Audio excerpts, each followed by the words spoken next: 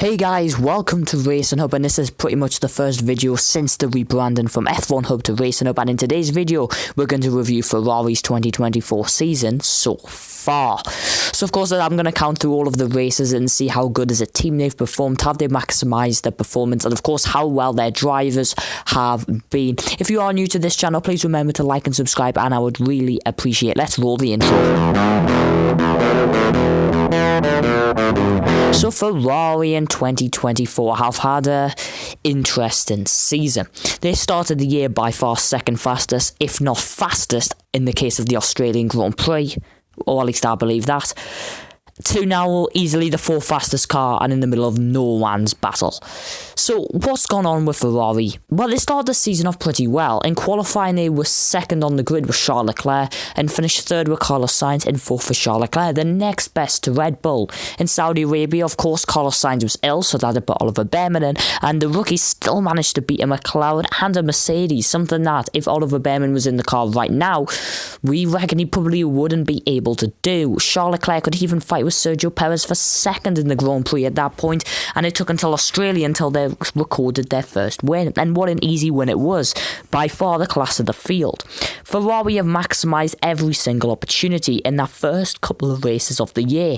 They weren't making stupid mistakes like they have done in 2022 and 2023, mainly because the pressure wasn't on them to deliver in a championship fight. When in a championship fight, Ferrari crack under pressure, as seen in 2017, 2018, 2022, 2012, 2010, and pretty much every year Ferrari have ever been in contention.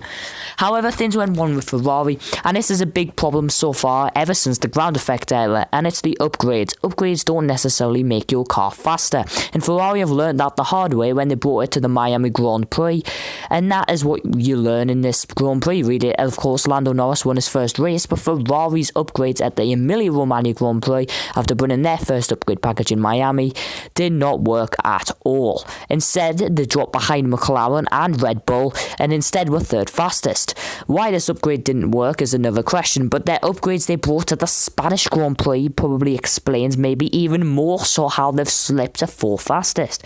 Of course, Mercedes brought their upgrades to the Monaco Grand Prix and seemed to push Ferrari back down to being the fourth fastest car. Why these upgrades aren't working is something Ferrari don't even know, but it's not great news when you don't have correlation from the wind tunnel, the simulators, to the actual track itself. That's not good news for Ferrari, especially since they're going to try and get Adrian Newey, though reportedly he has joined Aston Martin, and since they've got Lewis Hamilton joining that team next year. This is not the good news Ferrari would have wanted, and it's a blow to their otherwise stellar 2024 campaign.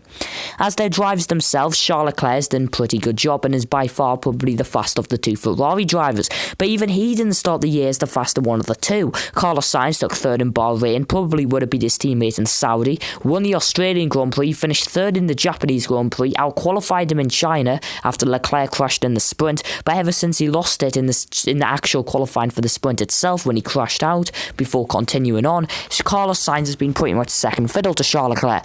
But then came that run from the Spanish Grand Prix where Sainz was the quicker Ferrari. All that run all the way lasted until the Hungarian Grand Prix.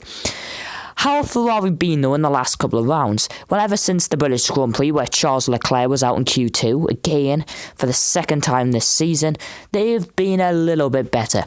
They have now consistently, they're still the fourth fastest team, but they were a bit closer. Charles Leclerc beat Max Verstappen at the Hungarian Grand Prix, a sentence that would have been impossible to say 12 months ago, though it did require Max Verstappen and Lewis Hamilton to controversially collide yet again at the Hungarian Grand Prix. However, the Belgian Grand Prix, Charles Leclerc qualified P2 and got pole position thanks to Max Verstappen's penalty. That's great news for Ferrari, the fact that they are starting to deliver. But that's just my opinion, and please let me know your opinion on Ferrari season so far, and thanks so much for watching, and I'll see you next time on Racing Hub.